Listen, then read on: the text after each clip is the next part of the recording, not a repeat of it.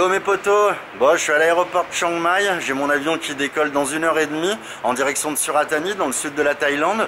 Ensuite je vais prendre un bus, je pense que le trajet va durer à peu près 3 heures en direction du National Park de Khao Sok. Je vous dis même pas comme je suis excité à l'idée d'aller là-bas. Le National Park de Khao Sok a juste la réputation d'être le plus beau National Park de Thaïlande. Ça fait à peu près 5 ans que je rêve d'aller là-bas.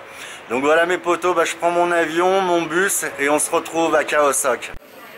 โปรดทราบเพื่อการรักษาความปลอดภัยของท่าน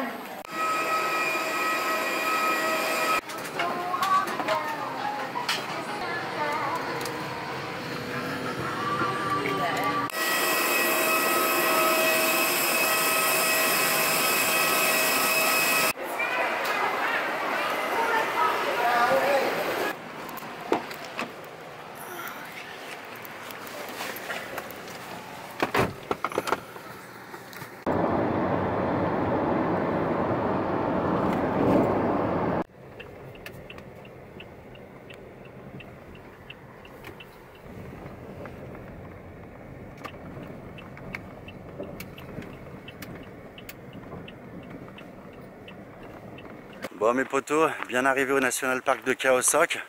Dans l'avion, j'étais assis à côté d'un couple de Français. Et quand on est arrivé à l'aéroport, normalement le prix du bus c'est 150 bahts par personne.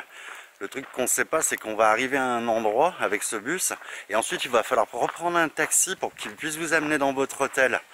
Et là le taxi, vous allez payer 200 bahts de plus, donc ce qui fera 350 bahts. Et la meuf, elle me dit, vous êtes un groupe de 3, prenez-vous un taxi privé, vous allez payer 500 bahts chacun. Au lieu de mettre 3 heures, vous allez mettre 1h10 pour arriver. Donc franchement, c'était super intéressant. On s'est dit, on va pas s'emmerder, on met un petit peu plus d'argent. Et puis on n'aura pas une pause à se faire à un endroit pour prendre un autre taxi ensuite pour pouvoir arriver à notre hôtel. Donc voilà, franchement, première impression incroyable. Déjà, rien que la route, déjà tu comprends, tu as des pics rocheux qui montent à 860 mètres de haut. C'est une merveille, c'est plein de palmiers de partout, des cocotiers, des bananiers, enfin voilà, au niveau végétation c'est quand même bien sympa. Et là je suis arrivé à mon hôtel et je suis allé à la réception. La meuf elle m'a amené à mon bungalow, donc je vais vous montrer un petit peu vite fait. Donc au départ on est arrivé par là et bien sûr on prend la petite passerelle en bois. Donc là qu'est-ce qu'on voit? On voit des bungalows qui sont super modernes avec des baies vitrées, on voit l'intérieur, ça a vraiment l'air d'être super clean et vraiment récent. Donc voilà, on a commencé à longer la passerelle comme ça. Je commençais à regarder un peu les bungalows sur le côté en me disant c'est lequel le mien. Donc on avançait.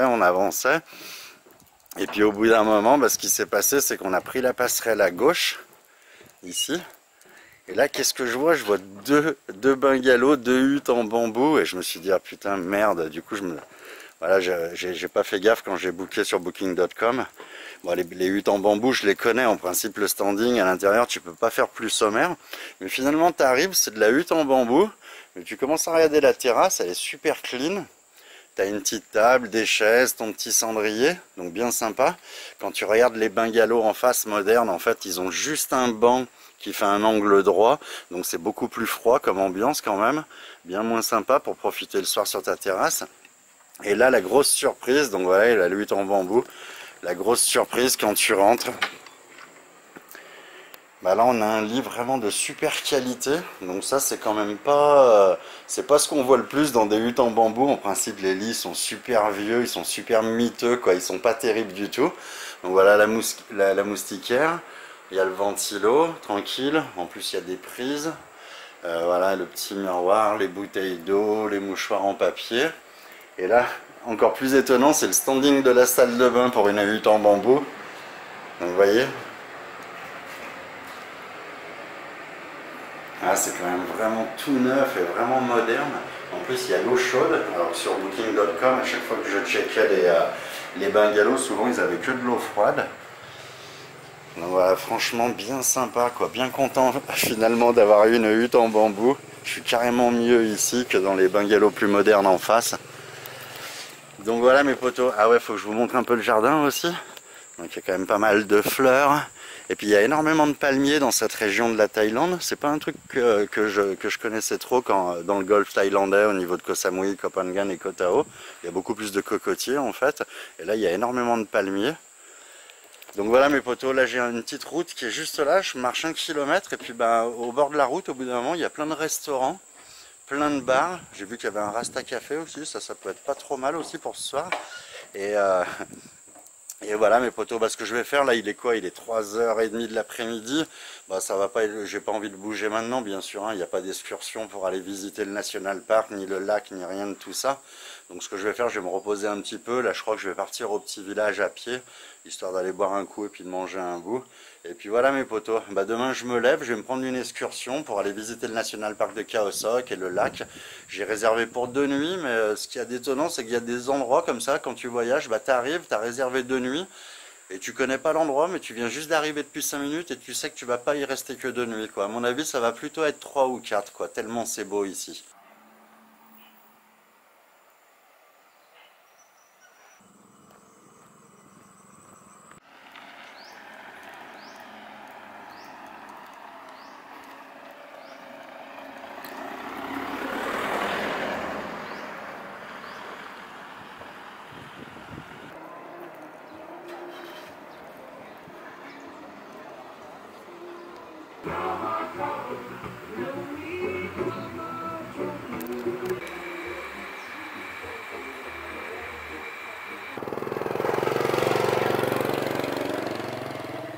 Bon mes potos, comme vous pouvez le voir sur ma tête, il est très tôt le matin, il est 6h45.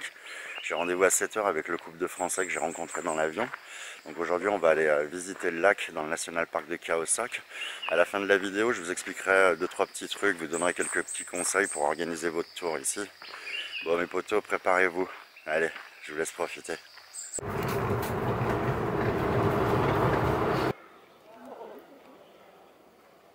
Bon mes potos, on vient d'arriver au bord du lac. Là on va monter dans le bateau, on s'est pris un petit truc privé là pour 3 personnes. Parfait quoi, au lieu de te retrouver avec 20 personnes sur un bateau. Enfin bref, c'est parti pour la visite du lac de Khao Sok.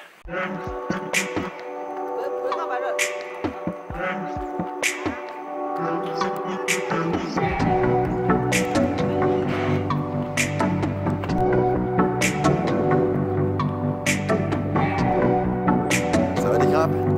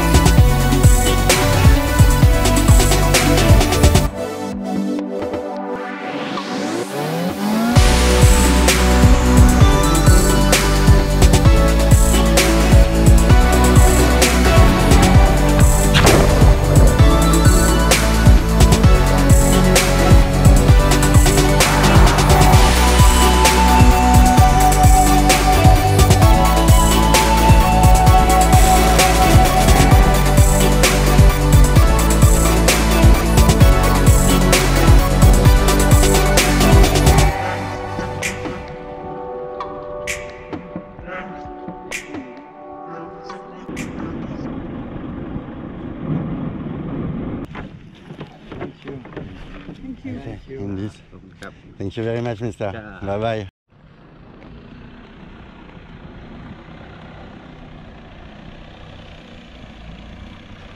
Bon mes potos, je viens de me passer une journée, mais une journée de rêve quoi. Ça a été mais vraiment merveilleux de visiter ce lac. Le National Park de Khao Sok, mes potos, en fait, ça reste le plus beau National Park de Thaïlande. Il y a une diversité au niveau de toutes les espèces animales qu'on peut trouver ici qui est vraiment impressionnante. Il y a encore des léopards dans la jungle, des tigres, des ours. Il y a à peu près 300 variétés différentes de serpents et d'araignées.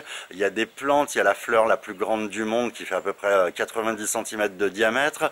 Donc voilà, ça reste quand même super riche comme endroit. Ce qu'il faut savoir au niveau du lac de Khao Sok, mes potos, c'est qu'en fait, ils ont construit un barrage en 1980 et ça a inondé 740 km² dans la nature. Donc en fait, il est artificiel ce lac. Il est artificiel, mais bon, ça en a fait une perle, quoi, parce que c'est un endroit qui devait certainement être super beau à la base, mais le fait que ça soit inondé par la construction de ce barrage, du coup, les pics rocheux qui font 300 mètres de haut, ils se retrouvent un peu plantés dans l'eau, comme ça, un petit peu de partout. Donc franchement, c'est vraiment une merveille comme endroit. L'eau, elle est magnifique, elle est vert émeraude, donc ça a vraiment été super cool. Ce que je voulais vous dire, mes potos, c'est que si un jour vous venez visiter cet endroit, vous allez vous retrouver dans votre guest house, et toutes les guest house et les hôtels organisent des tours pour aller visiter tout ça. Donc en fait au départ j'ai commencé à discuter avec le gars, avec le patron de la guest où je suis, et il a commencé à m'expliquer un petit peu les possibilités de se le faire en 1 jour, en 2 jours, un peu tout ce qu'il y avait à visiter. Et puis au bout d'un moment, heureusement que ça m'est venu à l'esprit, je dis au gars, mais attends, mais combien on est sur le bateau? Et là il me dit, on est 20. Je lui dis, ah ouais, je lui dis, bon déjà rien que 20 touristes avec moi, ça me dérange déjà un petit peu, mais encore plus depuis que je fais mes vidéos, quoi. Je peux pas me permettre d'être sur un bateau, d'avoir des gens assis devant moi, sur les côtés, derrière. Et puis à chaque fois que je fais des plans, j'ai la tête de 3 personnes dessus, quoi.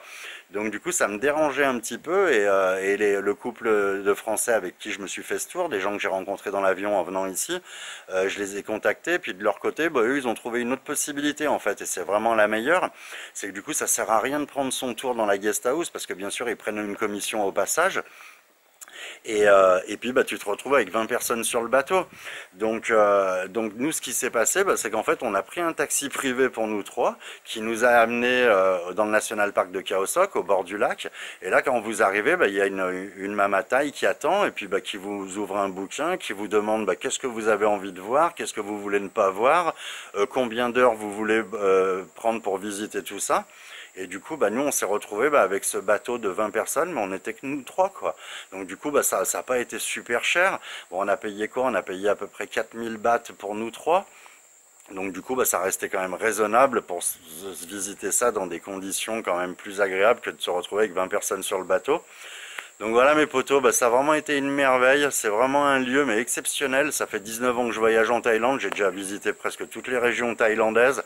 Alors c'est clair que j'aime pas comparer, puis tu peux pas comparer un national park à une île paradisiaque, à une ville aux campagnes thaïlandaises ou aux montagnes qu'on a dans le nord.